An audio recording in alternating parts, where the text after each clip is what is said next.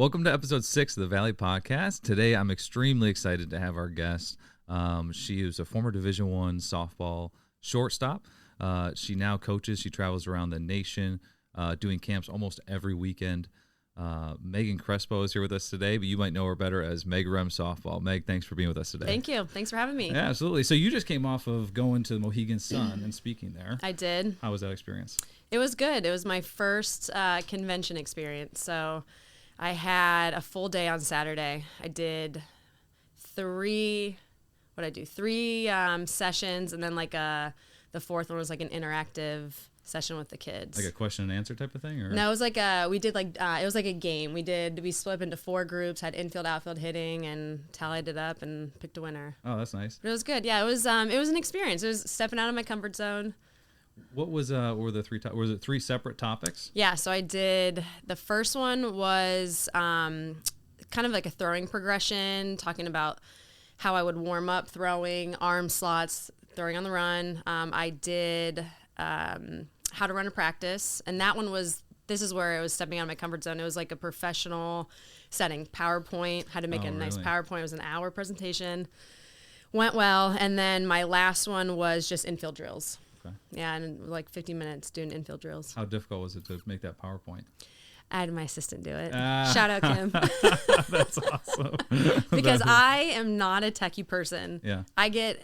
No. When PowerPoint, one little move, everything blows up. Yeah, so. yeah. That's funny. The throwing part's interesting.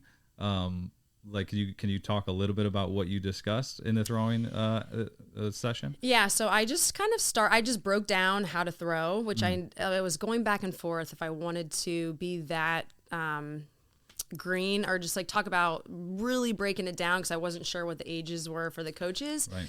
But I don't know. I felt like it was important because you're seeing, at least what I'm seeing at my clinics, traveling all over the country, seeing, doesn't matter what state I'm in, I'm just not seeing good mechanics. So I just wanted to break it down. I talked about things that I was taught growing up. For example, pointing the ball away when you start, when you technically never point the ball away. And then just like, it sounds so silly, but just playing good catch. And I posted it a couple times. My dad had a video on, or I posted a video of my dad talking on it. Just like being intentional with your throws. Because it's easy, and I get it. Or kids warming up, you just want to chat, have fun. Balls are flying everywhere. You get to a game, and balls are flying everywhere. Right. So... Yeah.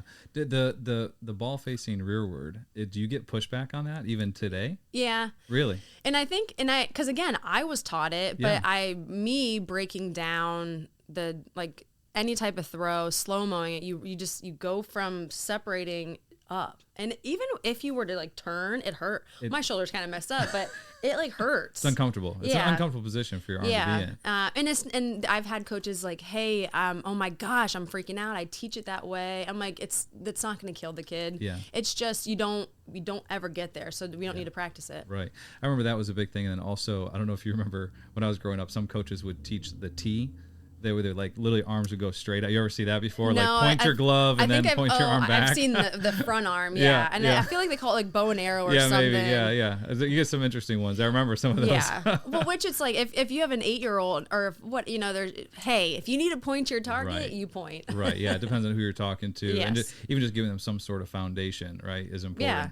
That's why I used to tell people it's like consistency is the most important thing, because you can work with consistency, right? So it's like if you're consistently doing the wrong thing every time, well, then we can adjust. Right. But if you're doing something differently wrong every single throw, it's like, well, how do I even tell you what to think about? Exactly. It's because there's no consistency at all. Yep. And so that's where those things at a young age, I mean, I guess it still has some value to it. You know what I mean? Yeah, keeping it simple to where an 8-year-old, 10-year-old can understand it. Right. Now you say this was a little bit out of your comfort zone.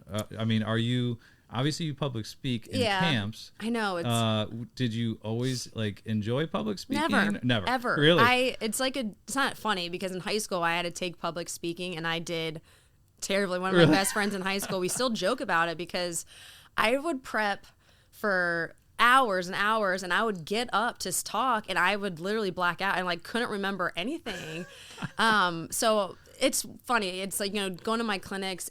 I don't even think about, I could be 200 people, but it's because I know what I'm doing and saying, even though, like, let's say running a practice, how to break down a practice, I know exactly how to do it.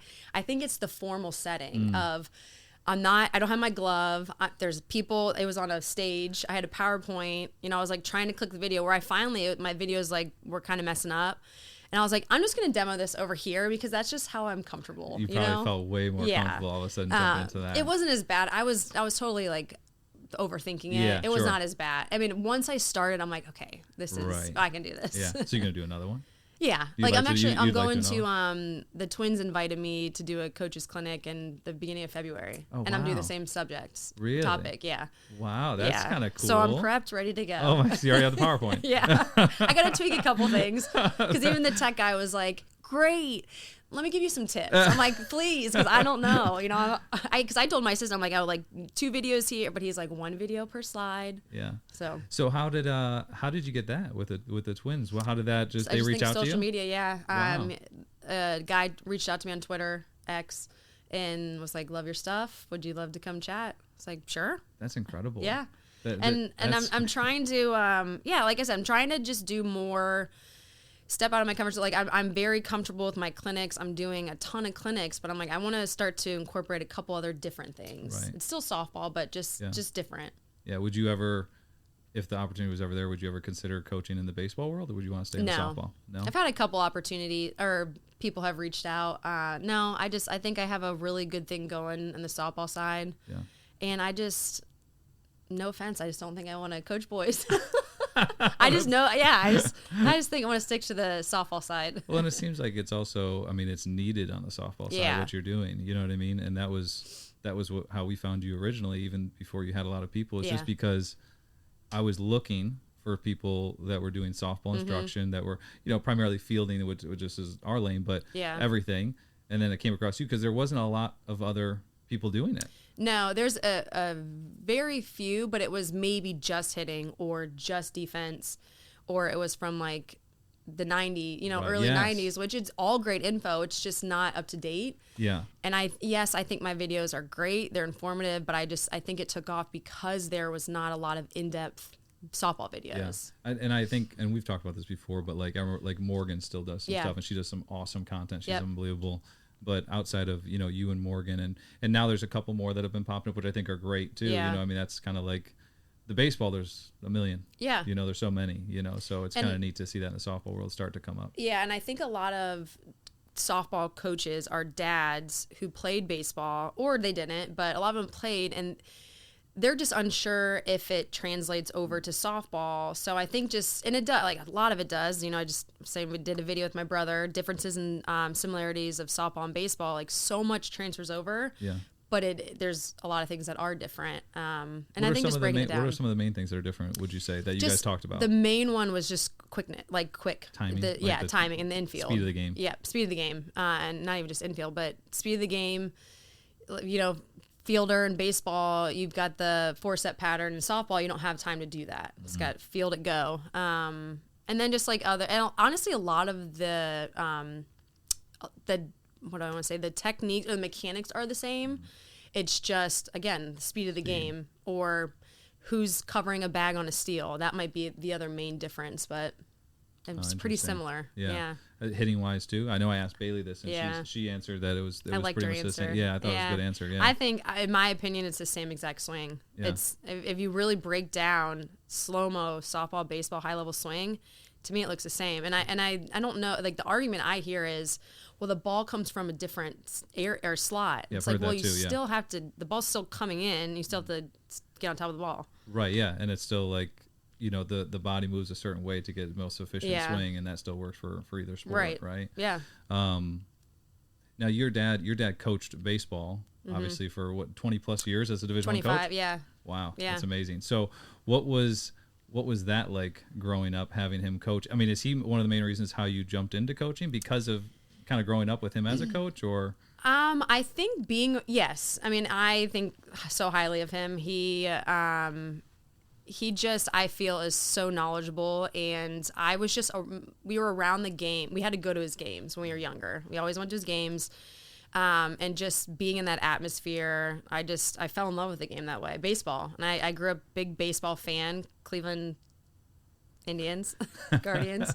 And yeah, so because softball wasn't on TV for me growing up. Right. And it's crazy how much it's gotten bigger. But yeah, I just was around it. Now, he didn't really, and he'll admit it, he didn't really coach us. Like me and my brother. My brother played, he was younger than me, because he wasn't around a ton, just because, they had practices, games. But I think where we learned the most was going to the games and seeing. We didn't see drills, but we saw how the shortstop played, how the second baseman played. And that goes a long way, which I feel kids don't watch enough games. We're so focused on drills, which is, yes, got to have great fundamentals. It's great to know drills, but if you don't know the game, you can't play at a high level. Yeah. Or you can, but it's going to be tough. Right. Now, how is that? So, like, if you're watching a game, so young kids, like, and I've had this conversation with kids before about watching the game as a student, not a spectator. Yeah. And, like, but if you don't have someone with you that's being able to kind of. Right. Tell you about what's actually happening, because the game, you don't even know where to look if you're a young kid. I mean, I wouldn't think, but like, tell you, hey, this is a double cut here, or this is where this cutoff man's going. Yeah. Or, watch the first baseman on this play, watch what he's actually doing here. If you don't have that, sometimes it's just, you're just watching a game. Is there still a benefit to just watching the game, or is it? I mean, obviously, it's more helpful to have someone kind of walk you through it. Definitely more helpful, but like again, going back to when we went to my dad's games, no one was next to me. Right. Like, hey, that, cut there, which again, double cut doesn't really happen in softball. That's a big difference. There you go. Because the field's shorter. But yeah, I mean, and yes, it'd be great if you had a parent or a coach next to you talking about it. And I was even saying the coaches clinics, because a lot of the coaches that there were maybe coaching for 2 years, and they're like, I feel like I've got the mechanics down, all of that, but I don't really know the game. And I even told them, watch games and then watch strategies, what the coaches do. Bases are loaded. Is your infield in or back? How many outs are there? What's the score?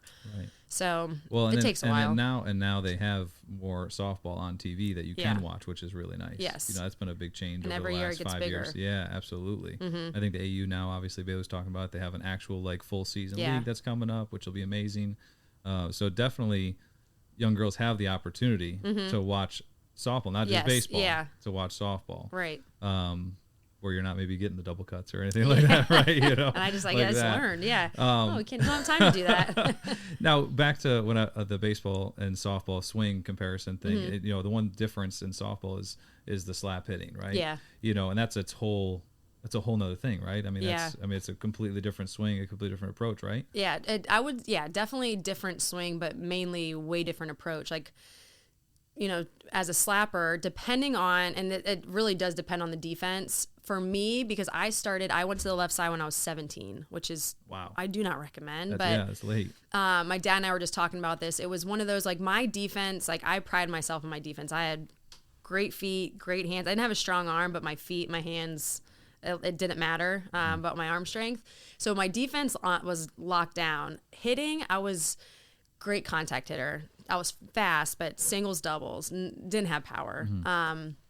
So my dad and I were talking recently. He's like, I actually was talking to your travel ball coach. He's like, hey, she's got a lot of speed. She's not getting on base ton, not really getting recruited. Should we try her on the left side? At least just to showcase she has speed. So at 17, they're like, let's try it, which, like, looking back, I'm like, it's crazy I even agreed to it because I'm sure I looked ridiculous. But it was slapping. You get it on the ground. It doesn't have to be pretty. Beat it out. Takes 2.8 seconds to get to first base. Defense has to be perfect. Yeah. Absolutely. And if you place it in the right spot, even if they field it perfectly, they're not going to throw you out. Unguardable. Yeah. I mean, and then you've got the power slap. If the defense is in on you, you can stand in. Did you bunt a lot as well on the left side? Because with me, I was really good at bunting on the first base line. Oh, yeah. And in softball, it's really tough to defend that. Yeah, it's really tough. Yeah. Would you say that in softball, obviously, like small ball is bigger than in the baseball world? Bigger than baseball, yeah. I feel it's going away a little bit. Really? And it's what I hear, and sometimes I hear a lot from parents, well, my daughter's travel ball coach doesn't want her to slap anymore because college coaches don't look at slappers. And I'm like, but do you know that for a fact? Yeah. And I'm like, because and every college coach is different. You have college coaches who want only power hitters. But I am almost positive you will find many college coaches who want speed. Put them at the top of the order. Absolutely. Like we talk, get on base. Yeah, everyone has a different job. Get on base, steal base, get to second base. Your strong girls will hit you in. Yeah. Did now when you were younger, I know you said your dad, because he was coaching, he wasn't around much, but like, was he able to help you on an individual level? Like when he was home, like maybe he wasn't at the team practice or anything like that, but was he able to help you at home kind of develop your skills? Yeah, we did mainly defense. There's one because your dad can still pick it. Yeah, he really, like, he agrees to, like, he's like, we're all the same. Me and my dad and my brother, I say fantastic, really good on defense. Hitting was just always like, eh. So I worked with him on defense, and then I worked with a different coach for hitting. My brother. Private instruction? He was a friend of my dad's. Okay. I don't know how it was when you were growing up, but like private lessons weren't really a thing. Yeah. So it was literally like for me, I would go outside and just throw a ball against the wall. That's how I worked my hands. Yeah. But yeah, my dad, when he could, but he also, and we actually had this conversation recently where, because he coached my brother in college, and it wasn't the greatest experience, and that's from them. Like we've talked, because I asked them at my... They've ironed it out. Yeah. And they... And like, because I asked them at my coaches' clinics, because a lot of the coaches, again, are parents coaching their kids. So I asked my dad, I'm like, what regrets do you have? And he did say, like, I didn't treat him like my son. I was afraid people were going to think I had favoritism. But my dad didn't really give a lot of feedback after games. You would think Division I coach, but he always said, I just felt it wasn't my place. That's your coach's job. Now, and unless we went to him and asked, he'd be like, okay, yeah, you could do this, you could do this. But after a terrible game, he'd just drive us home. Wouldn't say a word, which I really do respect. And I tell him now, I'm like, you could have said maybe a little bit. You could have given me a little. But I see that what parents do to their kids, and the kids are crying after the game because they don't even care about the game. They're just upset that they upset their parent or disappointed them. And so I'm glad I didn't have parents like that. Yeah. They just let me play. I'm sure you've seen this a lot too. When I was coaching, there would be kids that would just be constantly looking for their parents' approval. Like after every swing, they would look to see whether mom and dad were reacting to what they did or first error. It's like they don't even look at the coach or player. It's like they're looking for where their mom or dad is. And I had a teammate in college because her dad would stand right by the backstop or behind home, and after every swing. Really? Yeah. So how do you address that? I mean, like, as I guess, who would address that with the parents? Because that's a touchy thing. Yeah. And then how do you overcome that as a player? If you're a player that feels that you're constantly under the pressure, how do you overcome that? That's tough, because I know a lot of parents get a lot of crap from online instructors, kind of like talk, parents this. And so it's like, I don't ever want to tell parents how to parent, because every kid's different. It's not your kid. Yeah. It's just, I don't know. It's tough when you see kids so upset and all they want is their parents' approval, or they strike out. They went 1 for 3, but all 3 at bats were fantastic, and they didn't all drop. But they're upset about it because they know their parents going to be upset. As a coach, like when I coach travel, if I saw an issue like that, I would address it to the parent in a way where it's like, hey, this is what I'm seeing on my end. I'm working with your daughter at practices. We're working on this, but all she cares about is you and your response. And I think that's hurting her, and not in a way that's like, you're a bad parent. Right. It's just, maybe you don't see it. Maybe they're not aware of it. Yeah. Your daughter's, she hates this game right now because she doesn't want to be around you after games. Yeah. Some take it well, others, and some are like, I mean, gosh, I had no idea. I just thought I was trying to push her, which I get. You want to push your kid. Yeah. Parenting is tough. And again, parents know their kid the best. Yes. But yeah, it's just, I don't know. It's just, parents are so intense nowadays. I'm a parent now, so I'm like, I get it. You want your kid to be great. You don't want them to suffer and be sad. But my gosh, there's a fine line. Yeah. Has since becoming a mom, has your your view changed, even though your daughter's young? And I know I've experienced this with my kids as well. It's because I just start thinking about the future and you know, before I had kids, when I was coaching and I would see parents do certain things and I'd be like, you know, what are you doing? You know, like I can't even believe, you know, in my head, my non-parent head, you know, I'm like, I can't even believe they're saying this right now or doing these different things. And now that I have my own kids, it's like I have to check myself because I'm like, oh, like I could see how someone would do that. Yeah. You know what I mean? Like I still don't think it's right, but like I totally understand. Yeah. You know, the love you have for your kids, you do just about anything. So like I get it. Has that changed like at all for you or no? She's only 10 months, so it's like I will say no, it hasn't. But I don't know when she gets into that age now. And my husband and I talk about this a lot because he's in the baseball world. It's more than just softball. Like we want to raise a really good human. Yeah. We want her to be respectful. We want her to give her best effort. And again, as parents, I think we can see if our kid's giving their best effort and maybe they went over 3. Mm-hmm. Okay, well, that's just, maybe your kid isn't Aaron Judge or, you know, it's like, it is what it is. And I now, if Quinn was being lazy or walking on a field disrespectful, we're going to have a problem.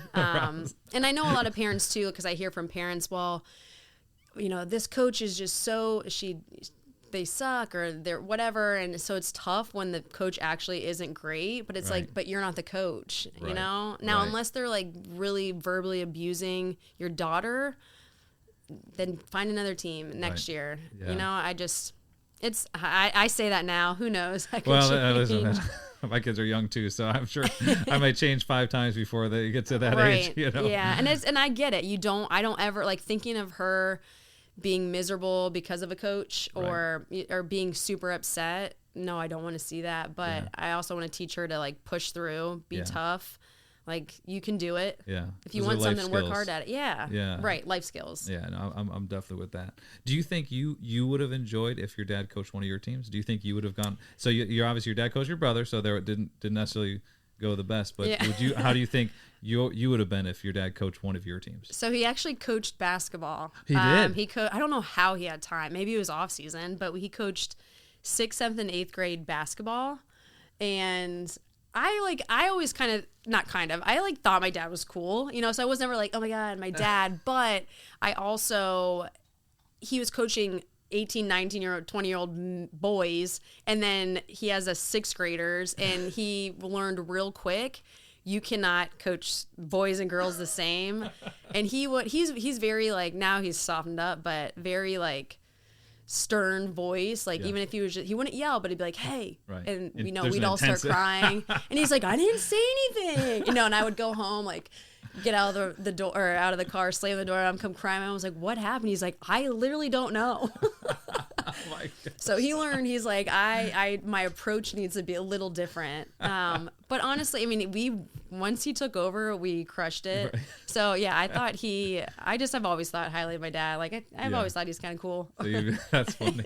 But yeah, he learned, he's like, I literally didn't yell. Yeah. I coached travel softball one year and then I coached a varsity softball team one year. Oh, wow. I didn't know that. The one thing I realized was I had to be much more of a cheerleader than I would be with the boys. Right. You know what I mean? Like you had to be like, they feed off of your energy. Yes. At least that was the experience I had with 100%. The teams that I had. So I'm not going to say as a blanket statement, but I had to like be that energy no matter what was going on, bad, good. Like I had to be that energy to kind of keep us moving forward. No, that's spot on, because I just feel like girls have to feel good to play good. So if you always have a coach who is just, you know, on your butt 24/7 without any positive, like, hey, you know, you got it.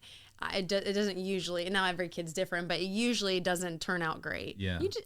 I feel like, and I don't know how boys are, I would think boys also need a little bit of, I think it's the same. Maybe not as much cheery. Yeah, maybe not as much cheery, but I think you have to have that balance. Yeah. You know, like I was talking with Turner about this and he brought it up and just, it's all relationship based, right? So if you have that relationship where they know you care, yes, you can come down hard on them, you know, and they respond better. Exactly. And I'm a firm believer in that, because like I was, when I coached, I was always pretty strict. I was known to be pretty strict, and but I was also, went off the field, I mean, we just did tons of fun stuff together. It was like there was like these 2 different coaches that you had. It was like, hey, on the field, hey, we're getting to business, whatever it may be, but then off the field, we'll do crazy stuff. We'll spend money. We'll go to Dave and Buster's. We'll play games. We'll be be funny or whatever.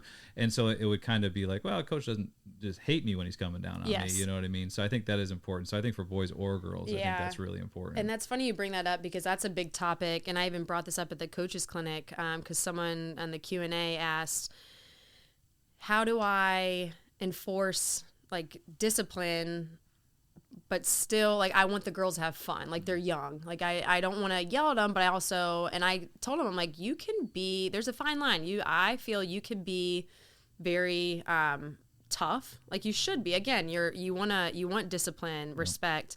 You can be tough, but you also have to have the positive. Because I had a coach at a high level, never any positive, and it was a very bad experience. Really? Like to the point where I almost quit, and almost all my teammates quit. It was very bad, but it was we could have had like the greatest game, but one bad thing, and she'd always point it out. And so I tell coaches, like, be tough, but like you said, like they should know you come from a good place. It doesn't always have to be negative, but you should. Now we need more discipline, I think, from what I see at my clinics. We need more. But also encourage your kids. Be positive. Throw in hey, you struck out every time, but man, you swung the bat really well. Absolutely. Something simple. I think that's also, I mean, again, young parent, but I think that's great parenting advice too. Of being able to be disciplined. Have discipline with your kids and like, have standards and hey, you can't do this, whatever it may be, and there's consequences for our actions. But then also like you're on the floor wrestling, you're having a good time. There's a time to be playing and having fun. I think that's definitely important. On that kind of on that topic, what do you think is the biggest mistake parents make when they're coaching? So like if you're a parent coach, what is the biggest mistake? Is it that being too hard like your college coach was, or is it something else? I think being too hard. And I understand why. And then my dad even said it when he was talking about coaching my brother in college. It's like, I don't want people to think, because my brother played short. So of course that's the typical, the coach's kid. Right. So he like didn't want people to think, it's just the coach's kid gets to play short because it's the coach's kid. And I see it firsthand. A lot of parents will talk to their kid like in their coach of the team. They're talking to their kid a certain way and not even anywhere close to talking to other kids that way. And we're really close, but I was coaching with a guy, and he even admits it too. And I like will call him out sometimes. I'm like, first of all, your daughter's giving 100%, but the way you're talking to her, and he was a coach, I'm like, you better talk that way to everyone. And he's like, he's kind of just like quiet, but I'm like, but you can't, even though I know she's your daughter, you got to treat everyone the same because you are the coach. Right. And everyone should be equal. Right. And it always seems like it's one way or the other, right? Either. Yeah. It's like the coach is so concerned, or not concerned, but like doesn't want people to feel like they're being favorable to their own kids. So they kind of go to that extreme, which I get. Yeah. Or the coach is favorable to their own kids, and right? I see that and hear that a lot. And I don't even know. It's one of those like, if they're the head coach, I don't know. They get to make the decisions, right? So there definitely is daddy ball. You see it a lot in travel ball, right? Oh yeah, so much. Probably a lot with the clinics you go around too. Not necessarily, because I don't really see. I'm not like, it's not like team. Right. Yeah, so it's more of a group setting. So, but I hear a lot, like, because a lot of people will DM me, hey, do you have any advice where it's a great group of girls, but the coach will never play my daughter at short because he only plays his daughter. So I'm like a therapist. Yeah, right. And you coached travel ball for a little bit, did, right? Yeah. How was that experience for you? I loved it. Yeah. I love lessons. I love clinics. I love coaching a team. I love the game and like situations and strategy and building off of each tournament, working on certain things and having the same girls, Now, did I face a lot of struggles? Yeah. Yeah. And mainly it was parents. Like what? Just being blind to their daughters being disrespectful. And, if we were to punish a girl, it's, well, why would you do that? She didn't do that. And yes, she did. I'm not making this up. Or she's late. Well, she's late because of me. okay, well, I don't care why she's late. She's late. Yeah. And again, I'm teaching your daughter to be on time and I want her to do well when she gets a job, and I want her to be on time. It was just always something, and it's always somehow our fault. Yeah. Now, am I perfect? No. But it just somehow was always something every weekend. Yeah. Yeah. What age group was that? So I did 2 years of, was it 3 years?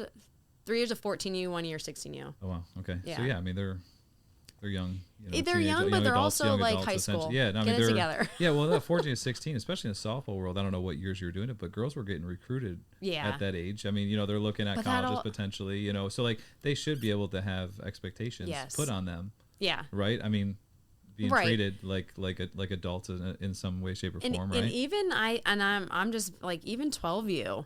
It's again, like I know parents are driving their kids, so it's not the kid's fault, but if you parent can't figure out how to get your daughter there on time, carpool, or you have to figure it out because you're teaching your daughter it's okay to be late. Yeah. And now I know things come up, sure, whatever, car accidents. But when you're like habitually late, that's a problem. Right. And I used to have this rule. I had the same rule that like you couldn't be late. If you were going to be late, you had to text me before you were late. Yeah. And so I used to tell people like if practice is at 6 and you text me at 6:01 that you're going to be late, I know you're late. Yeah. Right. Yeah. Like it doesn't matter. But if you text me beforehand, hey, my parents got out of work late, I'm running late. That's that personal responsibility part that you can have. I was like, you text people all day. You can't send one text to your coach. Let me know that you're going to be a little bit late. If you say that, we're fine. If you don't say it, we'll have to take care of it as a team later. Yeah, type of I did when I was coaching 16 or was it 14U. It was every minute you're late, that's a lap. Ooh. And eventually, which maybe this is not the best coaching strategy, but like eventually the kid's like, Mom, Dad, like, come on. And I know half the time it's not the kid's fault, but I'm like, figure it out. Yeah. Sorry. Yeah. That was always my big thing is like just setting the expectations and making sure the expectations were clear. Yes. But once they're set, it's like, hey, that's life. If there are always consequences for our actions. And then you get but so and so had, and I'm like, no, and that's what is always something. Yeah, that's true. But I did, I that sounded really negative just about why. But I loved coaching travel. It's just I loved the team environment and just building off every single game and every single practice. Yeah, being able to actually see what's happening in a game and then go into the next practice and address it, and then see the improvement the following game is incredibly rewarding. And seeing just the girls who really were in it and wanted to get better and put the work in and would stay early or come early, stay late. I just that just like fired me up. Yeah. All right. I want to do a quick shout out to our sponsor of the Valley Podcast, Bill Gray's. Bill Gray's is the home of the world's greatest cheeseburger. So whether you're craving a juicy burger, milkshake, or their famous Great Plate, which we do tons of reviews of, Bill Gray's has got you covered. Swing by the local Bill Gray's and order online at billgrays.com. A big thanks to Bill Gray's for sponsoring the show. Great food, great moments every time. Is there anything in like youth softball, the way it's coached, you think is lacking? Is there something that's like that you think? I mean, because you travel all across the nation, really doing these camps. Now, I know you're not seeing these team practices or these games, but is there something that you feel like more attention needs to be put to? When coaching, is it the discipline or is it maybe something else? Two big things: discipline and softball IQ, like situational awareness. And it's, again, I know it's tough. I even addressed this at the coaches clinic. You have 2 hours, maybe twice a week, maybe. It's so tough to fit in everything. So a lot of coaches will, I just need to work on the swing and I need to work on turning double play, like just like the drill type things. Whereas we're not going over situations. And I saw it when I coached 16 girls didn't know where to throw the ball, even on just a basic cutoff. And I'm like, has anyone taught you this? Like, and I was like, I'm not trying to be funny. I was like, has anyone taught you this? Like, no. Really? So, and I'm seeing it just we're not focused enough on situations. Like, it should be 50-50, in my opinion. Situations, fundamentals, drills. Interesting. Did you ever were any girls in college that you saw that same thing happen and they were playing college ball? Yeah, and I've talked to a handful of college coaches and I'm asking, I'm like, because maybe it's me. I'm like, are my expectations too high? Right. They're like, it is wild how many girls don't know the game coming into Division I, and they're super talented. Because you see prospect camp, you see swings, you see fielding ground balls, you can't see the softball IQ. Yeah. And if you're not teaching it in travel ball practices, which that's another thing, like I know a lot of the older, like let's say 16U, in my opinion, 60% of practice should be situations, because you can work on the swing and all that at home. When you're as a team together and it's limited time, that's the only time you have to work on situations. But college coaches are like, it's bad. It's bad how many girls don't know how to play the game. And we don't know it until they get here. Why do you think that is? Why do you think coaches don't spend that much time on it? Do you think it's just I think a combination with, like, you know, that's not what's looked at when they're getting recruited? Or, I mean, you know, they're looking more at the swing, they're looking more at how hard they throw or how they field versus where they know how to go on a cutoff or something like that. Are you saying why it's not being taught from the why is it travel coaches? Why do you think the travel coaches aren't putting that much effort into or time into it, I guess? I think it's a combination of they don't know. And I know that sounds bad, but I just don't think they know themselves, so that you can't teach it. Yep. And I do think because time is so limited, and it's tough because and I've been there, when you get sucked into practices, you're like in a flow of like, let's work on footwork, because you know what you have, there's a couple things that you can fix to be way faster. Then it's like, holy crap, an hour went by and I only have 30 minutes left. Yep. So it's easy to get sucked into that. But I don't know. I kind of think coaches don't really, no. They don't have the knowledge to be able to even share it. Yeah. Or they're just, maybe they don't see as much of an importance in it because maybe they don't know how important it truly is. Right. The value of it. Yeah. Yeah. Would you say that you finding a team that does do more situational training should be a factor when you're looking for a travel team? Yes, I do think it should be, you know, you should look into that, but I think it's more of just the coach. Does the coach know, I hate to say, like, do they know what they're doing? Right. You know, right. And it's really, it's so hard to vet that. Right. You know, because it's like, I'm going to a tryout. I right. Unless it's like word of mouth, but then again, word of mouth isn't always correct. That's true. So yeah, I think the coaches, especially in travel ball, does a coach know how to coach? And meaning, like, do they know how to teach the fundamentals? What's the practice look like? Are they just, everyone go out in the field, I'm gonna hit you ground balls? Is it structured? Right. But also, do they have good personality? Right. Like, there's many great coaches who know things, but it doesn't translate to the kid. Or maybe they're not positive at all, and you're the type of athlete that's like, I need a little bit of rah-rah. Right, you yeah. know? I mean, is it like, because I mean, it's a big thing during tryout season. You know, I mean, these girls are going to different tryouts, and they're trying to select, you know, especially a good player, right? They're probably getting selected on every team that they go to try out. Yeah. Right, so as a parent, I could see that being difficult, being like, man, which one do we choose? You know, this one's going to this tournament, this one's going to this tournament. This team has, you know, coach that played at a high level or whatever it be. I mean, would those be some of the questions that as a parent you would recommend asking? Are there some other questions, you know, as far as, you know, are they showcased? Let's just say it's a 16U player, right? What are some factors that should factor in to choosing the best travel team for your daughter? Are you going to the right tournaments? What would those be? Like what type? Like what are the right tournaments? I guess. Honestly, it really just depends on the athlete. Like, for example, for me, when I was playing travel ball in North Carolina, I did not want to go outside of North Carolina. Like, I should say, I wanted to be within a couple hours of home. Now, so did the rest of my team. We were all about Division I, Division II. So my coach knew that. So we would go, and again, we were in North Carolina.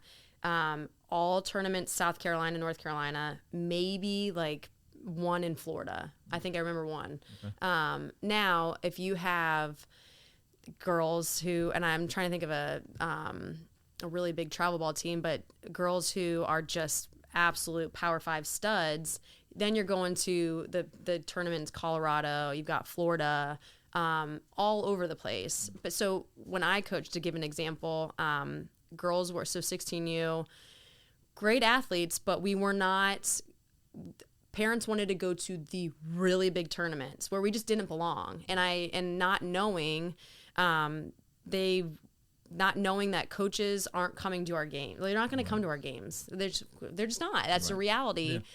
And I tried to explain that, and, you know, they don't understand it, so they get frustrated and mad. And I'm like, I would only be just wasting your money. Yeah. Like, I don't want to do that. So, yeah, I think it's just, are you going to the right tournaments? Do you want to be far away from home. If you go to college, or if you're going to college, how far away do you want to be?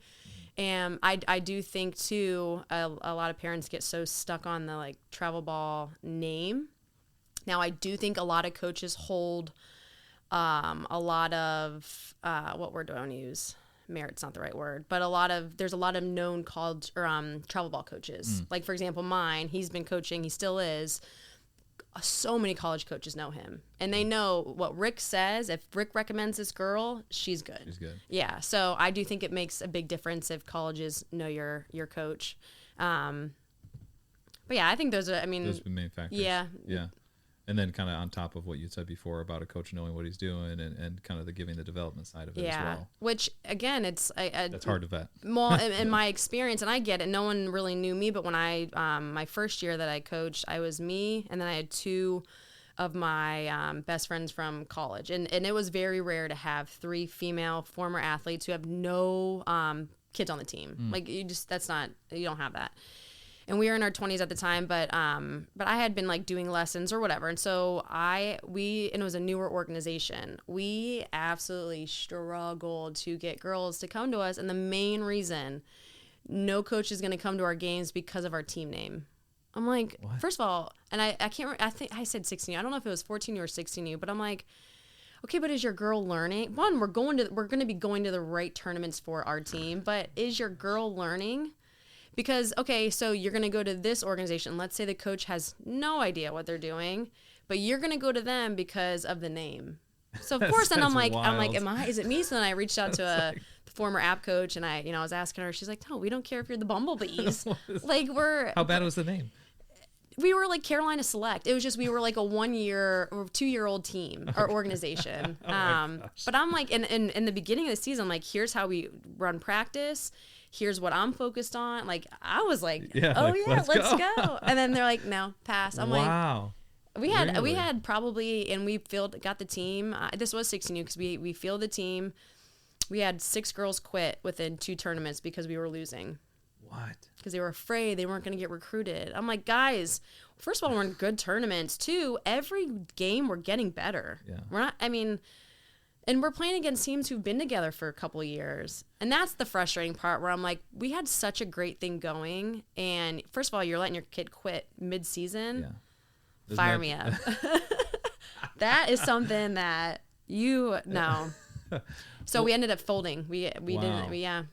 Well, and does that? I'm not sure that helps your recruiting chances that you quit on your 60U team. I'm sure right. That well, and I'm like, I hope no one ever would, but I'm like, if a college coach were to ask me, I would be completely honest. Like they quit on us, and that goes a long way. Yeah, I think so. But yeah, it's just not knowing. They hear, oh, they need to be doing this. They need to be spending thousands of dollars and traveling all over the country. You don't. It's like that fear of missing out type of thing, right? It's like they see what other people are doing, and And if you don't know, I get it. And if you've only been through the process once and you're going through it for the first time, you don't know. No matter how much you think you might, you don't know. And that's where I try with my platform to preach, know the game. Like, one, you don't have to spend thousands of dollars to be good. Yeah. You could spend $500 and be the best. Like, I think we've gotten to that where we have to have all these like 5 uniforms and go to out of state when we're 10 because that's what everyone else does. Like, you don't have to do that, but focus on the fundamentals and know the game. The end. Yeah. How did you get recruited at App? Was it through these tournaments that you went to, or what was it that got you there? So it was actually cool. So one of my teammates, her name is Katie Boyd. She's a stud. App had recruited her, and she was on my team. And so they were coming to our games. And eventually, it was like so I was 16 or 17. I was 17. They were like watching her, and they're like, who's that shortstop? She was third baseman. And then it just kind of, wow. And my coach really knew the App coach well. Okay. So yeah, it was just luck of the draw. And it goes back to when I tell kids, when you're warming up, you have no idea who's watching you. Yes. It could be, someone could be there, they're on a field, it's like there's the middle and then there's fields all around. Someone could be at this field watching their girl, and then they just happen to turn over. They don't know it. You don't know what they're going to see. Absolutely. Play good catch. Absolutely. When I scouted for the Mets for like 6 years, and one of the things that my boss used to tell me, if you can't pick out the player, the way he walks off the bus, then he's not a player for us.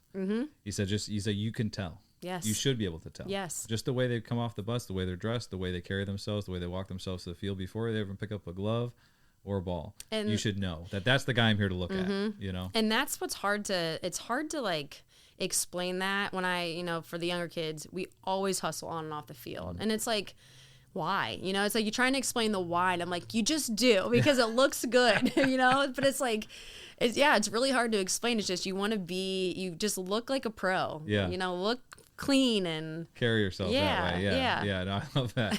What do you think? I know it's different in different states because depending on the weather, right? But there are some travel teams that will play 100+ games, right? In a summer or just in a year, and they won't get a lot of practice in, or or vice versa. Are you trying to make me mad? Oh,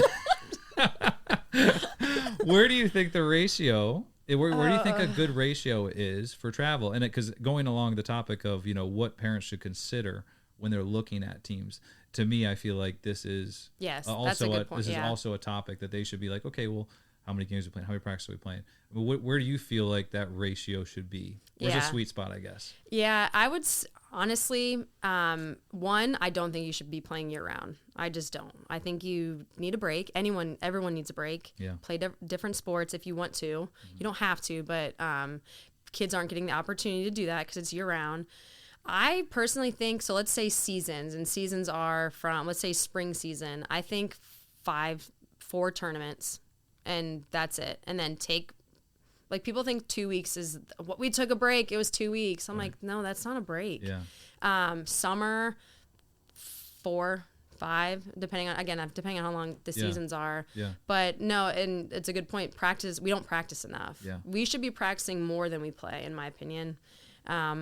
Because that's how you learn. Yeah. And obviously you learn at games, but it's tough to make corrections and do all that in games. Yeah. Do you think the tournament ball, because so much emphasis is on winning, right? Yeah. And you just gave the example of when you were coaching. Yeah. Sometimes it's hard for coaches to use those game scenarios as learning lessons because it's so important to them to win the ball game. Yeah. Like, is there a negative to that? Like just strictly tournament ball versus like playing scrimmages, things like that, where we can maybe work on some situational stuff. Yeah. Where it's a more controlled environment, where we're still getting at bats, but we're also using this as like, hey, this is not for the championship right now. Yeah. I mean, is there a balance there with that, or not really? You think? I mean, I think you can get a lot out of scrimmages if you do it the right way. Maybe you go modified counts to let it go quicker, but talking about situations. I do think a lot of coaches care about winning more than anything else. And it's like, of course, and I always try and preach this, like, I don't ever want anyone to think I am all about, we should develop and who cares if we lose? Like, no, we're winning. We're competitors. Yeah. But it also, like, did we have a fantastic tournament and we just happened to not win the championship? Okay. Or I'm not going to play down just so we can win. I'd rather play up, get our butts kicked. It's going to teach us something. Mm-hmm. But no, I think we should scrimmage more. And I even say to my practice plan, or when I talk about practices, you should have, like, when you can have situations, but maybe once a month do a modified scrimmage where you modified count. So 2-1 count. So pitchers aren't throwing a ton. Hitters can see live, and you can stop.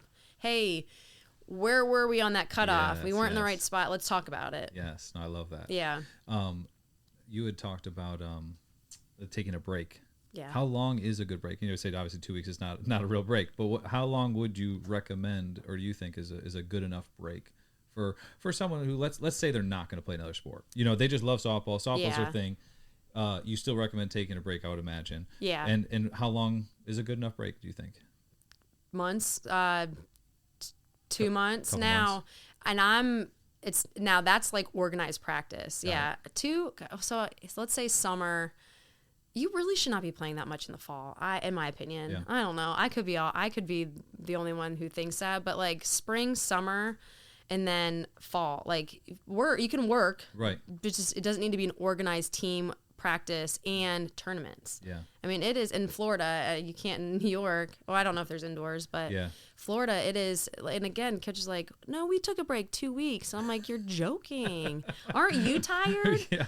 But you just let kids be kids. And now older girl, and even older, so let's say 16U and older, they're not playing in the spring. Well, they're playing school ball, right? Usually. Yep. Mm-hmm. And so they're not playing in tournaments. And there's like a big core group of, not clinics, tournaments that they're doing in the summer. And then maybe, like, I think we did 2 tournaments in the fall. And it was like just to swing the bat. Right, just like a tune-up tournament, just for fun, get people together before the off-season probably started. But you've got, and I think a lot of teams take pride in, well, we played 100 games this year, and I'm like, that's not a good thing. Yeah, no, that's a lot. I always used to tell people to take it like 2 months. It's kind of like, they'd have tryouts, would be in August. Again, up here, I know it varies by state, right? Yeah. So for us, we do have the snow in the winter, but people do play fall tournaments and then go into their winter practices. And so after tryouts, it would be, September, October.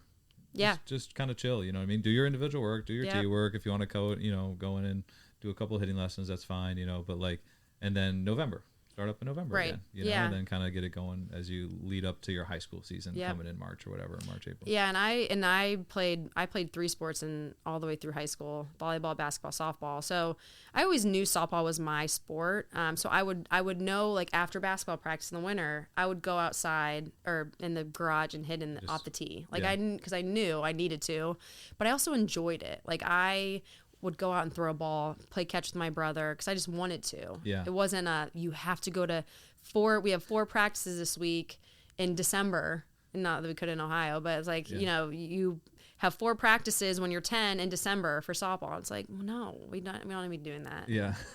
Now, you said playing up in tournaments, as far as like playing in the more difficult tournaments with the team, and you'd rather get kind of beat up in that than to go down, play down and win everything. Would you have that same philosophy for playing up in age group? No. So, and that's actually a great question, because it's a common question is, and I think it depends on the age. So if you're a 12-year-old and you're a really good 12-year-old and you're like, I'm so good, I'm going to go play 16U, or that's probably, let's say if you're a 13-year-old and you're going to go play 16U. I don't think, unless you're a stud, I don't think that's necessary, because for females, like, that's a big jump. Mm-hmm. Girls have gone through puberty. You're just like in a different mindset with light, everything. Yeah. So I think, like, you could maybe be playing, if you're a 13-year-old, you can be playing in like a second year 14U team. 12, I think 10 and 12, it's not a huge jump, because again, kids are kind of like the same. Yeah. But I mean, do you think the reason why it's a big jump, do you think they could lose their confidence by jumping up that high? Is that why? Yes. Yeah. And I've seen it with a girl that, I work with a couple where really, really good. And I think that time they were 12, they were playing like 16, almost like 16U tournaments. Wow. And it's just, and they're good, but then they're not doing great. So then, it just kills your confidence, especially at that age. Yeah. So I think it obviously depends on the athlete, because you do have some absolute studs who are maybe 14 and they can be playing 18U. Right. That's fine. Right. But it's like the younger girls who just really have no business playing up. Even though you might think it's helping, I think it's probably hurting more than anything. Yeah. Yeah. I used to, that was the same. I had the same stance too.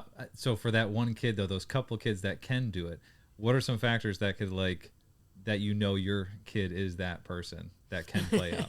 Is there anything that you could kind of point to that your kid is able to handle going up the level? Is it just purely talent? Is it just I a think purely talent? Because I feel like if I say their swing is this, and it's like, oh, my daughter has that, So. well, because that was kind of my point. I think most parents, I shouldn't say all, but or even most maybe, but a lot of parents feel like their kid is the exception. Yeah. Even when I'm having this conversation with parents about maybe just playing their age and having some success so their confidence can build, so they can move up. They feel like their kid is that one person that can play up. Yeah. Because they feel like they're that good. In the end, though, you just have to think: is it necessary? Like, if let's say they're 13, do they have to be playing 16U? There's no they're not getting recruited at 13. They're not. Yeah. So let them develop now. Find a team that's really really good for, let's say, 14U, and that they excel on and they learn. But you just got to think, like, is it necessary for her to be playing with such older girls? Yeah. No, I think that's good. You had mentioned on the travel team you coached, you had three female coaches. Mm-hmm. Can you? And I've heard you talk a little bit about this before. Like, what is the importance? Is there a benefit to having a female coach versus a male coach? Obviously, we're not. This is not. We're not painting with a broad brush here. But in general, are there actual unique benefits to having a female coach over having a male coach in softball? I think the benefit of having a female coach is they can relate to the girls. Now, I didn't have my first female coach until I was in in college. And out of all the coaches I had, I would pick the male coaches.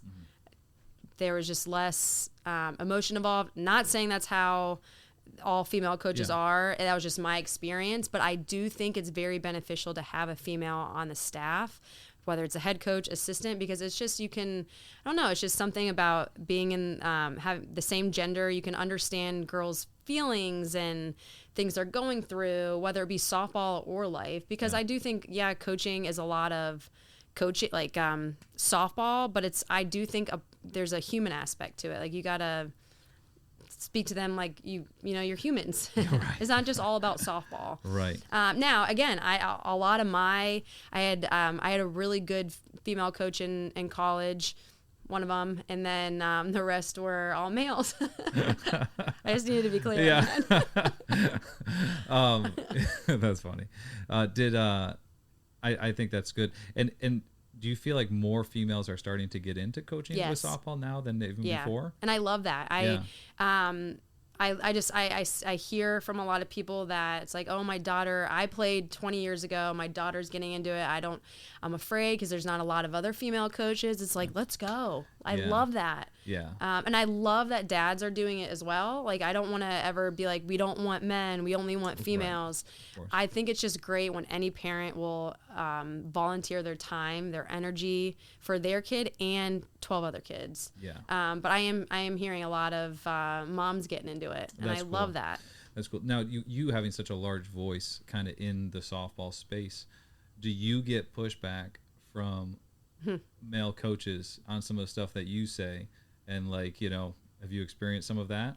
Always. Yeah? Always, yeah. And I not even online, but when I was coaching travel ball, I had this one umpire, it'll stick with me forever. One umpire, every time I wanted to argue something, it was kind of like and then he would call me sweetie. Oh. And I'm like, are you calling that guy over there in that dugout sweetie? I don't think you are. But I'm like, it's just like the way I would try and argue something, it was kind of like pipe down, like go over there. And then other coaches arguing something and he's like, hey, yeah.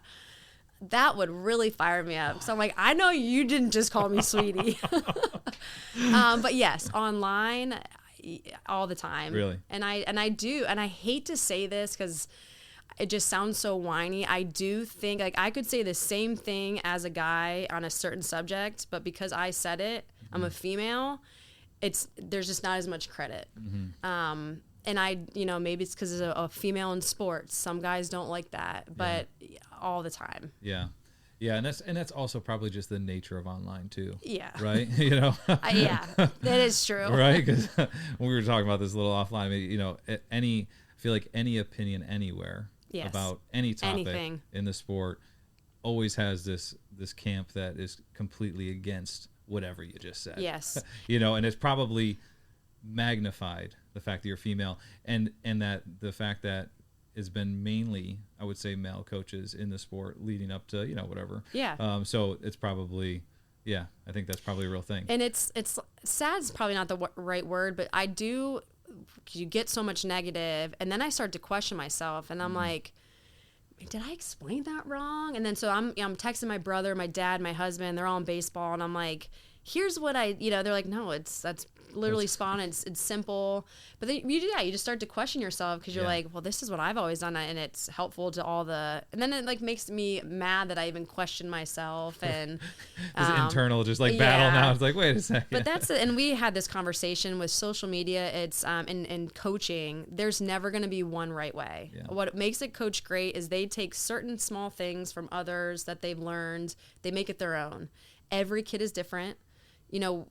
There's a kid, you might have a kid who, and again, we talked about this, it's popping up everything. So, and I'm, as a coach, hey, I want you to hit this ball straight down. If we were to put that online, destroyed. Why would you ever teach that? And it's like, but what makes a coach great is they cater to that specific kid. And there's 95 million different ways to coach and do certain things. Yeah. So we can't, there's not one way. We don't need to yell at everyone because it's not, someone talked about it. That wasn't your way. Yeah. Like, calm down. I mean, because again, you've traveled so much and seen all these different girls at different ages. Is there one thing that you could pick out that, I guess, a common thing that girls need to work on over the course of you traveling the country and being in these different camps? Because you do hitting and you do fielding.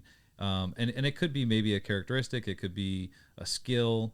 I know you've talked a little bit about the knowledge, the IQ. So maybe that's it. But again, I don't know if you've necessarily seen that as much in camps. So like, is there something specifically in these camps that you've noticed that's like, man, like everywhere I go, I feel like I'm seeing this or not really? That's a good question. I would say, and this might not be a good answer, but one thing that I notice is throwing from the outfield, which is so silly, is, let's say so every clinic, 28 kids, maybe 2 kids will do it right. And that is just like following your throw. It's hard to do because I have this mic here, but every kid wants to throw and stop and stay straight up, and you're destroying your arm that way. And I don't know. And now I'm like, I keep going back. I'm like, am I not explaining this right? But it's just like getting everything going forward on that outfield throw. Because obviously you don't do that in the infield. Right. But that's like a really, so silly, like a thing to notice. But that's just something I see a lot of. Yeah. Do you think that could be too? Because like,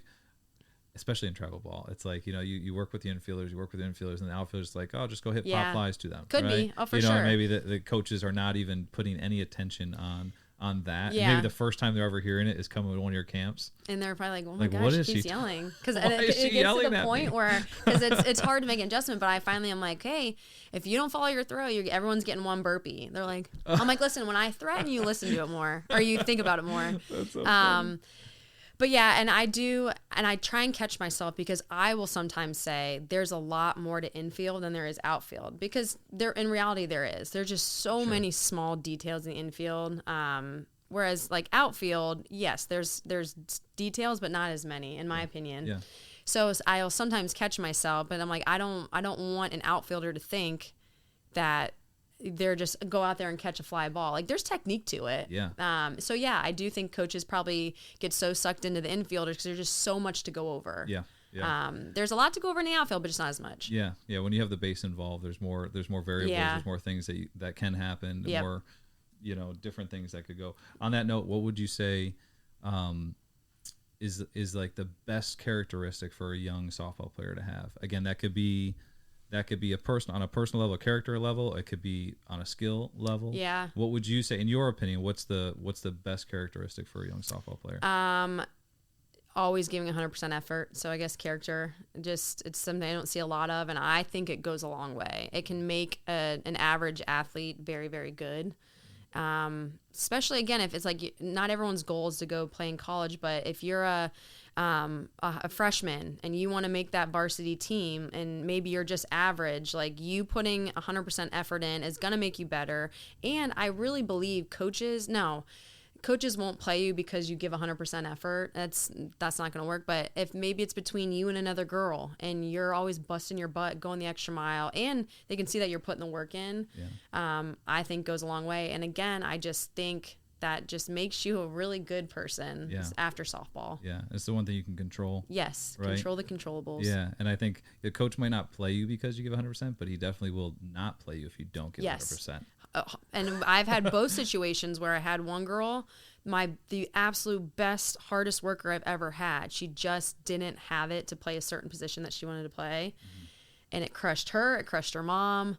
And I just kept trying to tell her, I'm like, listen, because, oh, so-and-so, she works so hard. I'm like, I try and tell her every practice, you are my hardest worker. It's just not working out, but I want you to like keep working at it, and I have you in this position because I think you're great here for this reason. But I also had the opposite of, she's my most athletic kid, most disrespectful, lazy. Finally, I'm like, you're on the bench. And she was like, what do you mean? I've never sat the bench before. Well, guess what? On my team, you're sitting the bench. Yeah, because I've said it so many times. I just don't tolerate it because you can control the controllables. I'm not asking you to go field a backhand pick on the run and throw it, do a spin and throw it. Right. I'm asking you to just be respectful and give me effort. And because the opposite is contagious. Yes. So if you 100%. Allow that to happen because she's the best player, it ends up becoming contagious, and other players they start acting the same way and they expect the same treatment to not have any consequence of it. Yeah. Because when you set those expectations for the team in the beginning, got to be on time, good attitudes, and if you don't have it, like one girl doesn't have it, you got to be consistent. Because other girls start to see it. I'm like, well, she has bad attitude. She gets to play. Yes, I'm a firm believer in that. That was one of the things I used to tell our teams before the year started. I would lay out, here's the expectations. This is what I'm going to hold you to. I always say I'm not gonna punish you for something that is not in this conversation. I will always address it before I punish you. I'll give you a chance, right? And so you go through all the things like no throwing your helmets, no throwing your gloves, your bat, all this different stuff, and I would always tell them, like, you've heard that before. I said, but the difference is, if you do it, there's going to actually be a consequence. I'm not just going to tell you, hey, don't do that anymore. I love that. We're going to actually have a consequence for that because I said it here. Yes. And you heard it. Yeah. So now you know. And accountability, just it's gone by the wayside. Coaches can't coach like they used to because, oh, you're mean to Johnny and because you made him sick because he was late. Where it's like, no, that's what we need to be doing. We need to teach them good values and have good character. But there's the accountability thing is, I don't know where it went. It's gone. Well, and I always thought too, I would tell the parents, I said, like, your kids are really smart. And kids, I really believe this, that they know what they can get away with and what they can't. Yeah. So I think once they realize that they can't get away with certain things, that's true. They end up falling in line. Yeah. For the most part, at least in the experience that I've had. It's like, if they know, hey, Coach Valley's not going to let me do this. I tried it one time.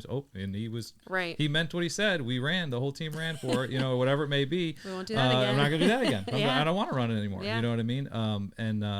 And I really think I give kids are pretty smart. They know what they're doing. Have you seen? I saw this when I coached softball just for those 2 years. And I see it with guys too, so it's not just a softball thing, but there was a real fear of failure when the couple of years I coached, and it may have just been the team that I had. But is that a common theme that you see? Yeah, and and I think it's a combination of just the kid, just not they don't want to upset maybe the parent, or they just don't want to upset themselves. But I do hear a lot of coaches, and again, this is just what I'm hearing from kids, so who knows how accurate it is, but hearing from, I made an error, so my coach immediately benches me. So then you're afraid to try anything outside of your comfort zone. And you just rolled your eyes. That makes me, it not even mad, it just really upsets me, because at least with some girls I work with, I try at my lessons, I want you to mess up. To me, that means you're trying something new. And you are good, but you can be great if you try picking the ball on the run, whereas setting your feet, and you can do it, but she's going to be safe. Right. Now, you try and pick it on the run. I recognize that. You boot the ball. I will never be mad at you. Yes. And I just hear too many times, it's like, well, it was the championship game, and I made an error, so coach is on the bench. I'm like, really? Yeah. Come on. Now you have zero confidence. Right. Definitely not going to go for that ball again the next time you get it. Right. Yeah. That was my whole thing with diving. I was always trying to get, even with our baseball guys, I'm a big, you got to lay out. Yeah. Lay out. I want you to dive. I don't care if you miss it. I do not care. Lay out. Give me 100% effort on that ball. And, but kids are afraid to, even specifically diving, they're afraid to do it because they don't want to miss it. Yes. And they're afraid of the ball rolling behind them.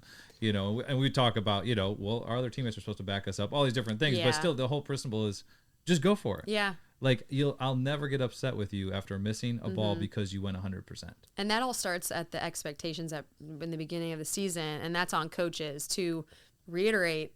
I want you to try all the new things. Yeah. And I can see as a coach if you tried it and you went 100% and you booted it, like. Yeah.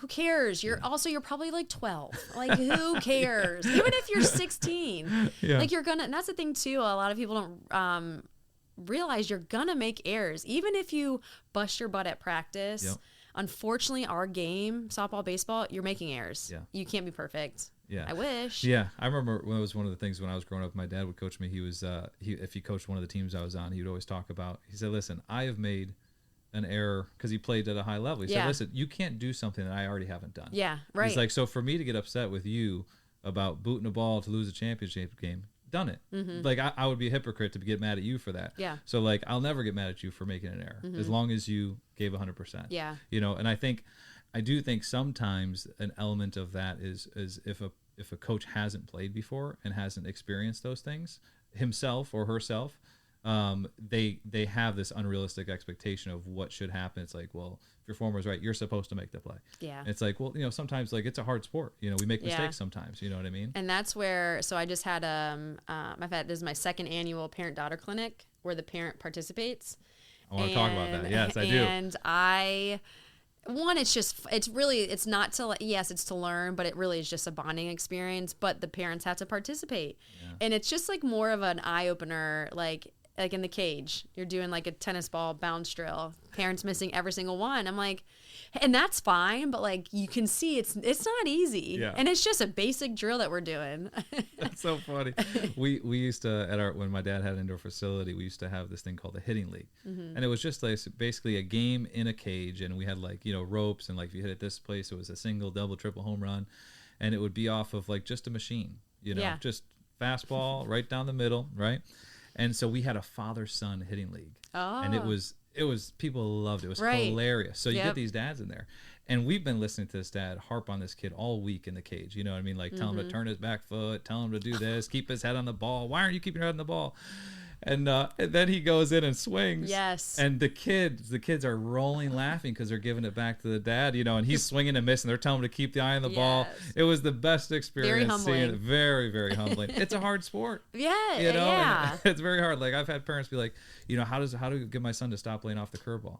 I was like, it's hard to lay off a good curveball. Like it's difficult. Yeah. Like we could practice it. We'll work on it. But like, he's like, you just keep swinging on that curveball that bounces on the plate. It's because it's a tough pitch. Yeah, like, it's very difficult. Plain and simple. Period. So, what now? That clinic. So can any parent? I know it's like a coach's clinic, but it's a parent clinic. Can anyone go to that? Yeah. So I did a coach's clinic the night before, and then the next day it's I think the ages were 8 to 14, but it's the kid signs up, so between 8 to 14 years old, and then the parent has to participate with them. So the cool. idea is, we sit the kids down when we go to the station. We explain the drill to the parent. The parent then goes to the kid to explain the drill, and then they do it together. Wow. So the kid takes turns and the parent. So that way, we want the parent and the to be able to teach the kid at home. Yes. But also, and I was the same way sometimes with my dad. It's like, dad doesn't know what he's talking about. He does, but now it's like to the kid, we're like, hey, they heard it from us. Like, you need to listen to your parent. For the most part, they're usually right. Yes. The parent. But yeah, and just having the parent, and it was a really great bonding experience, but just having the parent like get in there and do it. After like couple ground ball drills, red cheeks, sweating. I'm like, I love it. And I would tell the girls, I'm like, work them hard. Because the girls are the one rolling the ball. Oh, really? Yes. Oh, my So like, gosh. this is payback. That is awesome. I love that and concept. It was, so we had 94 kids, and then with their parent. It was great. It was so great. How big can you go with that camp, do you think? My max would be 100. Yeah, because we had, what do we have? 12 groups. So we had like 6 hitting, 6. We had a sliding station. Oh, now that. And a lot of the parents, which I don't blame them. A lot of the parents, but we said you got to just try one. Just try one, and then. But a lot of the parents were into it. Wow. Yeah. That's so awesome. I love that because that's like also again teaching the parents how to help the kid at home. Yep. Right. Even if they're not the coach of the team or whatever it may be, but helping them be able to further their kids, development at home. And that's the one thing for me, at least, and I'm sure it was similar for you, as far as, at home with your dad, but like, that's the bonding experience. Yeah. You know what I mean? Like those are some of the greatest moments. It's not even necessarily the games, but it's in the backyard with your dad, playing catch or whatever, maybe taking BP and him throwing to you. And that's a good point just to tell the world. So when you're doing that, parents, you don't have to yell at your kid the whole time. Yeah. It's like, because yes, you can give some feedback, give some constructive criticism, but like, you don't need to yell because you hear it all the time. You're just growing outside with little Johnny over here, and you're just screaming at him, and he's like, I hate my life. Yeah, right. I don't want to do this anymore. Yeah, but the kids, you really do. It's just like a core memory. It is. Going in the backyard with dad or mom. Yes, absolutely. Where do you have your date scheduled for next year? Not yet. It's usually first or second week in December. So this one was in West Virginia. I wanna try either Michigan or maybe like Philly area. Okay, so do you move it around? So where'd you do it the first year? Findlay, Ohio. Okay. And my dad and the other coach, he thinks one of my hitting coach, he was helping too. They're like, keep it in the same spot, but I'm like, I don't know. I kind of want to I want to keep the northern states because that's where the demand is. But I think I want to move it around. Did you have people like fly in to come to it? Anyone, or did it kind of stay central to the location that you were at? I don't know if anyone flew in. I had people drive 6 to 8 hours. Really? Yeah. I mean, I believe that. I mean, it's no one else is doing that. Yeah. It's 4. So we went from 10 to 2. You get a little lunch break. They got batting gloves this year. Oh, that's cool. So yeah, it was great. It was it was just really cool to see the kids just like with the biggest smile on their face when their parent was doing the drill, because it's so unique, And, yes. and bless the parents, and they even say too, it's like, we're watching some of the drills, we're like, get that elbow up. No, but it was fun. It was really fun. Well, whenever you release the date, we'll make sure we put the link in the bottom of this. But before we end here, why don't you is there any just piece of advice? It could be any. I always give the guests an opportunity to give some sort of advice to either parents or kids. And it could be about anything. It could be about character. It could be about the on time, or it could be about something specific to softball. Do you have anything that you would kind of like to just share and just say, hey, here's a good piece of advice that we could leave with them? Yeah, and I kind of covered it, but kids have fun. I feel like we're losing that aspect a little bit of just like going out and playing. Go all out, have fun with it. Be serious, but have fun. And then with parents, it's kind of same thing. Like, keep it fun. Now, I do think give some, if you know what you're talking about, give some good feedback and help the swing, help the ground ball, all that stuff, but just have fun with it. Like, you don't always need to say something and give your opinion after a game or practice. Maybe one tournament, take off, don't say any, go to the games, but like maybe just don't say anything and see if maybe you and your kid aren't getting along, see how that works. Yeah. And if instead of anything negative, just like, hey, good job, love the hustle. Yeah, that's awesome. That's good advice. Yeah. Well, Meg, thank you for being here. Absolutely. Thanks for having me. And if you guys enjoyed this, don't forget to like and subscribe to kind of keep up with what we're doing every month. We'll put Meg's description, everything in the bottom. And until next time, God bless. Thank you so much for watching this full podcast. If you'd like to watch more content with this guest, feel free to click right here. And if you want to watch another one of our podcasts, click right here.